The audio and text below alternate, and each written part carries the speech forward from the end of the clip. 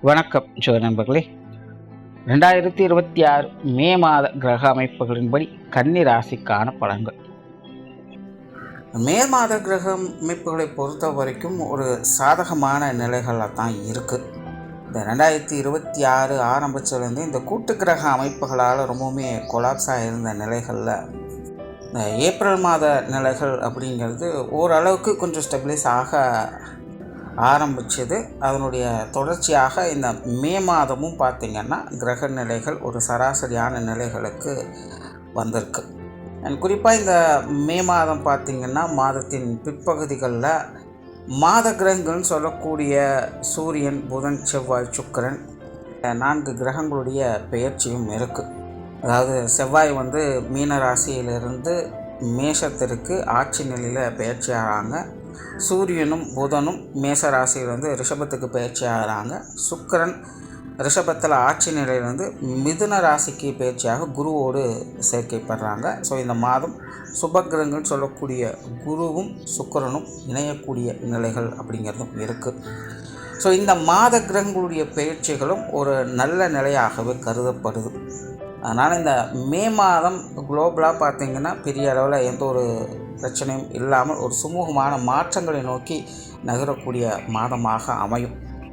ஒரே ஒரு விஷயம் என்ன அப்படின்னா, இந்த மே மாதத்தில் சீதோஷ்ண மாற்றங்கள் அப்படிங்கிறது அதிகமாக இருக்கும். அதாவது மழையினுடைய தாக்கமும் அதிகமாக இருக்கும், வெயிலினுடைய தாக்கமும் அதிகமாக இருக்கும். அதுலேயும் குறிப்பாக சொல்லணும்னா மாதத்தின் முற்பகுதிகள் மழையினுடைய தாக்கம் இருக்கும், மாதத்தின் பிற்பகுதிகள் வெயிலினுடைய தாக்கம் இருக்கும். ஸோ இந்த அமைப்பானது பூமியினுடைய தட்பவெப்ப நிலையை கொஞ்சம் கொலாப்ஸ் பண்ணும். ஸோ இதனால் உடல்நல ரீதியாக கொஞ்சம் தாக்கங்கள் அப்படிங்கிறது இருக்கும். அதனால் இந்த மாதம் கொஞ்சம் ஹெல்த் கான்சியஸாக இருங்க. குறிப்பாக குழந்தைகளும் முதியோர்களும் கொஞ்சம் கூடுதல் கவனம் தேவை இந்த உடல்நல விஷயங்களில். அதுக்காக ரொம்ப பேனிக்கெல்லாம் ஆக வேண்டியதில்லை. எல்லாம் சின்ன சின்ன அசௌகரியங்கள் தான்.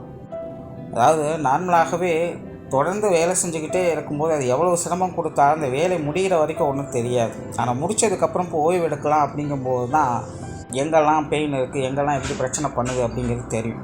ஸோ அப்படி தான் கடந்த 3 மாதங்கள் அப்படிங்கிறது எல்லா ராசிகளுக்குமே ரொம்பவுமே ஸ்ட்ரெஸ்ஃபுல்லாக இருந்தது. விஷயங்கள் காரியங்கள் தான் மாறி மாறி இருக்குமே தவிர ஜென்ரலாக எல்லா ராசிக்காரங்களுமே ரொம்பவுமே மன அழுத்தங்களோடு தான் இருந்துட்டு வருவாங்க ஏதோ ஒரு விஷயங்களால். பட் இந்த மாதம் அப்படியெல்லாம் இல்லாமல் கொஞ்சம் ரிலீஃபை கொடுக்கக்கூடிய விஷயங்களாக அமையுது. ஸோ அதனால் இது வரைக்கும் கொஞ்சம் அறக்க பறக்க இருந்த நிலைகளில் இப்போ கொஞ்சம் ரிலாக்ஸாக மாறுறதுனால அதனுடைய பாதிப்புகள் அப்படிங்கிறது தெரிய வரும். ஸோ இப்படி தான் இந்த உடல்நல ரீதியான பிரச்சனைகள் அப்படிங்கிறது வெளியே வருது. அதனால் ரொம்ப பெரிய அளவில் பேனிக் ஆக வேண்டாம். சீதோஷ்ண மாற்றங்கள் அப்படிங்கிறதும் கொஞ்சம் இருக்கத்தான் செய்யுது. பட் அதனாலலாம் பெரிய தொந்தரவுகள் இல்லை. கொஞ்சம் ஹெல்த் கான்சியஸாக இருந்துட்டிங்கனாலே இந்த மாதம் ஒரு சாதகமான மாதம் தான். ஸோ ஜென்ரலாக இந்த மே மாதம் ஒரு சுமூகமான நிலைகளில் தான் இருக்குது. இனி தனிப்பட்ட முறையில் உங்களுடைய ராசிகளுக்கு என்ன மாதிரியான மாற்றங்கள் இருக்குது அப்படிங்கிறத பார்க்கலாம். கன்னி ராசிக்கு இந்த மாதம் உங்களுடைய ராசிநாதன் மாதத்தின் ஆரம்பத்தில் ராசிக்கு அஷ்டமஸ்தானத்தில் உச்சம் பெற்ற சூரியனோடு சஞ்சாரம் செய்து வருவாங்க. மாதத்தின் பிற்பகுதியில் சூரியனோடு சேர்ந்து ராசிக்கு 9ஆம் இடத்துக்கு பயிற்சி ஆகிறாங்க. அதனால் கன்னிராசியை பொறுத்த வரைக்கும் இந்த மாதம் எல்லாமே ஒரு கலவையான நிலைகளில் தான் இருக்கும். குறிப்பாக மாதத்தின் முற்பகுதிகள் கொஞ்சம் தேக்க நிலைகளே எல்லா விஷயங்களும் இருந்து வரும். அவசரப்படாமல் நிதானமாக செயல்பட்டு வாங்க. மாதத்தின் பிற்பகுதிகளில் எல்லா விஷயங்களுமே கொஞ்சம் சாதகமாகவே இருக்கும். பொறுத்தார் பூமி ஆழ்வார் அப்படின்னு சொல்லுவாங்க. அந்த விஷயங்களை கன்னிராசிக்காரங்க இந்த மாதம் முழுவதுமே பார்த்து வருவாங்க. கன்னிராசியை பொறுத்த வரைக்கும் ரொம்ப பெருசாக ஆக்டிவாலாம் இருப்பாங்க அப்படின்னு சொல்ல முடியாது. பெரும்பாலும் ஏதோ ஒரு ஆழ்ந்த சிந்தனைகளுக்குள்ளே மூழ்கி இருப்பாங்க. இல்லைன்னா இந்த ஆன்மீக விஷயங்கள் இல்லை அறிவியல் சார்ந்த தேடல் போன்ற விஷயங்களில் மூழ்கி இருப்பாங்க. ஸோ கன்னிராசியை பொறுத்த வரைக்கும் பெருசாக ஆக்டிவிட்டீஸ் அப்படிங்கிறது எதுவும் இருக்காது. ஆனால் மூளைக்கு அதிகம் வேலை கொடுக்கக்கூடிய நிலை என்பது உண்டு. ஸோ அதுக்கு தகுந்த மாதிரி கன்னிராசிக்காரங்க இந்த மாதம் எல்லா விஷயங்களும் பார்த்துக்கோங்க. பேச்சுவார்த்தைகள் சாதகமாகவே இருக்கும். பேச்சுவார்த்தைகள் ஒரு சுமூகத்தன்மைகளை எதிர்பார்க்கலாம். இப்போ கன்னிராசிக்காரங்களுக்கு விட்டு கொடுத்து போகக்கூடிய தன்மை அதிகம் இருக்குது. அதனால் பெரிய அளவில் பேச்சுவார்த்தைகள் சங்கடம் அப்படிங்கிற எதுவும் இருக்காது. மாதத்தின் பிற்பகுதிகளில் வழக்கத்துக்கு மாறாக சற்று அதிகமாக பேசக்கூடிய திறன் என்பது உருவாகும். பட் அதனாலையும் பெரிய அளவில் சங்கடங்கள் அப்படிங்கிறது எதுவும் இல்லை. தொழில், வேலை, உத்தியோகம் சம்பந்தப்பட்ட விஷயங்கள் சாதகமாகவே இருக்குது. பட் பிரச்சனை என்னென்னா, முன்னாடி சொன்ன மாதிரி கன்னிராசிக்காரங்க ரொம்ப பெருசாக ஆக்டிவிட்டீஸில் ஈடுபட மாட்டாங்க. எல்லாத்துலேயுமே யோசனைகளும் ஆலோசனைகளும் தான் அதிகமாக இருக்கும். ஸோ தொழில், வேலை, உத்தியோகம் சம்பந்தப்பட்ட விஷயங்களும் இந்த மாதம் கிட்டத்தட்ட அப்படி தான். குறிப்பாக மாதத்தின் முற்பகுதிகள் எல்லா விஷயங்களுமே அப்படித்தான் இருக்கும். ஒரு தொலைநோக்கு சிந்தனையோடு செயல்பட ஆரம்பிப்பாங்க.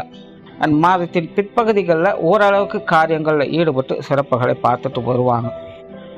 ஸோ தொழில், வேலை, உத்தியோகம் சம்மந்தப்பட்ட விஷயங்களில் உங்களுடைய ஈடுபாடுகள் அப்படிங்கிறது சற்று குறைவாகவே இருக்கும். மற்றபடி வழக்கமான விஷயங்களுக்கு எந்த ஒரு பிரச்சனையும் இருக்காது. இன்னும் கன்னிராசிக்காரங்க இந்த மாதம் கொஞ்சம் கலகலப்பான சூழ்நிலைகளையே பார்த்து வரவும் செய்வீங்க. ஒரு சுமூகமான அனுசரணையான நிலைகள் இருக்கும் அப்படின்னு சொல்லலாம். புதிய வேலை வாய்ப்புகள், தொழில் வாய்ப்புகள் போன்ற விஷயங்கள் ஓரளவுக்கு சாதகமாகவே இருக்குது. பெரிய அளவு சிக்கல்கள் எதுவும் இல்லை. மேல் அதிகாரிகளுடைய நன்மதிப்புகளை பெறக்கூடிய ஒரு மாதமாகவும் இது அமையும். வேலை மாற்றங்கள், தொழில் மாற்றங்கள் போன்ற விஷயங்களுக்கும் இந்த மாதம் ஒரு சாதகமான மாதமாகவே இருக்குது.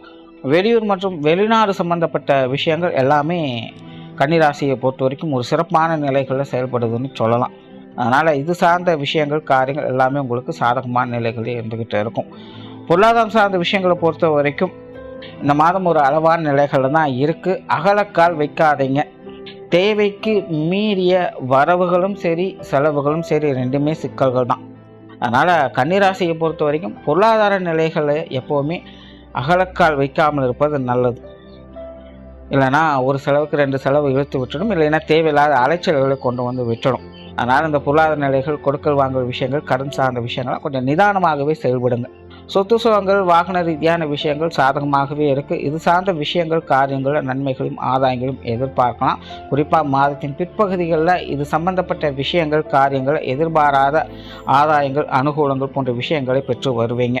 குறிப்பாக இந்த வீடு சம்பந்தப்பட்ட விஷயங்கள், ஆடை ஆபரணங்கள் சம்பந்தப்பட்ட விஷயங்கள், பூர்வீக சொத்துக்கள் அமைப்புகள் எல்லாத்துலேயுமே கன்னிராசிக்காரங்களுக்கு சில சாதகமான அமைப்புகள் என்பது செயல்பட்டு இருக்கும். ஸோ இந்த விஷயங்கள்லாம் நல்லபடியாக உங்களுக்கு கை கொடுத்துட்டு இருக்குது.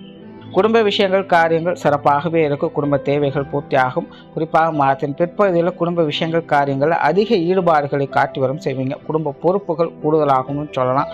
இப்படி இருந்தாலுமே கன்னியை பொறுத்த வரைக்கும் குடும்ப விஷயங்கள், காரியங்களில் நல்ல விஷயங்களையும் முன்னேற்றங்களையும் பார்க்கக்கூடிய ஒரு மாதமாக தான் இருக்குது. கொஞ்சம் அலைச்சல் இருந்தாலும் ஆதாயங்களையும் அனுகூலங்களையும் பார்க்கக்கூடிய ஒரு மாதம் தான். குடும்ப உறவுகளுக்குள்ளேயுமே ஒரு அனுசரணையான நிலைகள் அப்படிங்கிறது இருந்துக்கிட்டு வரும். திருமண அமைப்புகள், புத்திரபாக்கிய அமைப்புகள் எல்லாமே சாதகமாகவே இருக்குது. கணவன் மனைவி உறவுகள் மாதத்தின் ஆரம்பத்தில் கொஞ்சம் காரசாரமாக ஏட்டிக்கு போட்டியாக இருந்துக்கிட்டு இருக்கும். மாதத்தின் பிற்பகுதிகளில் இது ஓரளவுக்கு கொஞ்சம் கண்ட்ரோல் ஆகும். கன்னியை பொறுத்த வரைக்கும் இந்த மாதம் மற்றவங்களுடைய விஷயங்கள், காரியங்களை தேவையில்லாமல் போய் தலையிடுவதை கொஞ்சம் தவிர்த்துக்காங்க. கொஞ்சம் ஏட்டிக்கு போட்டியாக தான் இருந்துட்டு வருவாங்க.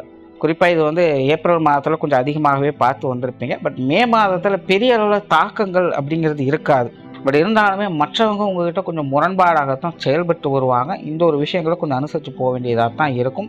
இது கணவன் மனைவி உறவுகளுக்குள்ள கொஞ்சம் அதிகமாகவே பிரதிபலிக்கும். அதனால் கணவன் மனைவி உறவுகளுக்குள்ள சும்மா வாக்குவாதங்களை செய்து சங்கடங்களை ஏற்படுத்திக்காதீங்க.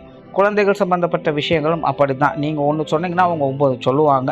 பேசி சமாளிக்கிறது அப்படிங்கிறது கொஞ்சம் கஷ்டம். இதெல்லாம் முடிஞ்ச அளவுக்கு அவாய்ட் பண்ணிட்டீங்கனாலே பெரிய அளவு சிக்கல்கள் அப்படிங்கிறது எதுவும் இருக்காது. உறவினர்கள், நண்பர்கள் சார்ந்த விஷயங்கள் ஓரளவுக்கு சாதகமாக இருக்குது. பெரும்பாலும் உறவினர்களாகட்டும், நண்பர்களாகட்டும் பட்டும்படாமல் தொட்டுநோராமல் தான் இருப்பாங்க. நீங்களும் அப்படியே இருந்துக்கிறது நல்லது. சம்பந்தப்பட்ட விஷயங்கள் கொஞ்சம் சங்கடத்தை கொடுத்துட்டு தான் இருக்கும். சின்ன சின்ன சோர்வுகள், அலுப்புகள், உடல் பலவீனங்கள் போன்ற விஷயங்கள்லாம் கொஞ்சம் சங்கடத்தை கொடுத்துக்கிட்டு தான் இருக்கும். குறிப்பாக உஷ்ண ரீதியான விஷயங்கள் கொஞ்சம் கூடுதல் கவனம் எடுத்துக்கங்க. கன்னியை பொறுத்த வரைக்கும் கடந்த 2-3 மாதங்களாகவே இந்த உடல்நல விஷயங்கள் அப்படிங்கிறது கொஞ்சம் சோர்வாக தான் போய்கிட்டு இருக்குது. இந்த ஒரு மாதம் கொஞ்சம் கவனமாக இருங்க. அதன் பிறகு எல்லாத்தையும் கொஞ்சம் சமாளிக்கக்கூடிய நிலைகள் என்பது உண்டு. மாணவர்களுக்கு கல்வி, வித்தை சம்பந்தப்பட்ட விஷயங்கள் சிறப்பாகவே இருக்குது. மாணவர்களுடைய தேவைகள் பூர்த்தியாகும். ஒரு மாணவர்கள் கொஞ்சம் எஃபர்ட் போடுறது நல்லது. ஏன்னா மாதத்தின் ஆரம்பத்தில் ராசி அதிபதி அஷ்டமஸ்தானத்தில் இருக்கிறதுனால மாணவர்கள் சில விஷயங்களை கொஞ்சம் கேர்லெஸ்ஸாக இருக்கலாம். அதனால் முயற்சியை மட்டும் கைவிட்டுடாதீங்க. மற்றபடி கல்வி, வித்தை சம்பந்தப்பட்ட விஷயங்கள் சாதகமான அமைப்புகளே உண்டு. ஸோ ஓவராலாக கன்னிராசியை பொறுத்த வரைக்கும் இந்த மாதத்தின் முற்பகுதிகள் கொஞ்சம் சுணக்க நிலைகளாகவே இருக்கும். மாதத்தின் பிற்பகுதிகள் இது எல்லாத்துலேயுமே ஒரு சமாளிக்கக்கூடிய விஷயங்களை பார்த்துட்டு வருவீங்க.